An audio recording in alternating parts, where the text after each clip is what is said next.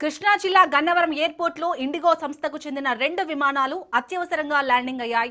ప్రతికూల వాతావరణం కారణంగా హైదరాబాద్ ఎయిర్పోర్ట్ లో దిగాల్సిన 2 విమానాలను గన్నవరం ఎయిర్పోర్ట్ కు మళ్లించి అత్యవసరంగా ల్యాండ్ చేశారు. ఢిల్లీ నుండి హైదరాబాద్, ముంబై నుండి హైదరాబాద్ వస్తున్న ఈ విమానాల్లో 360 మంది ప్రయాణికులు ఉన్నట్లు తెలుస్తోంది.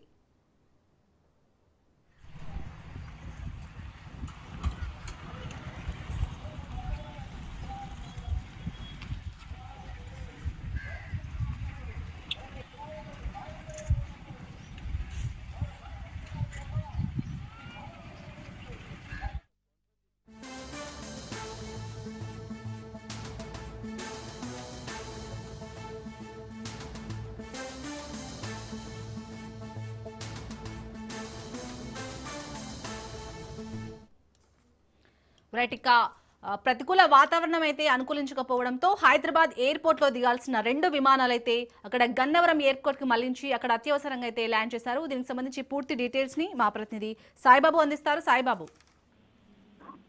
గన్నవరం విమానాశ్రయంలో 2 ఇండిగో విమానాలు అత్యవసరం ల్యాండింగ్ అయ్యాయి.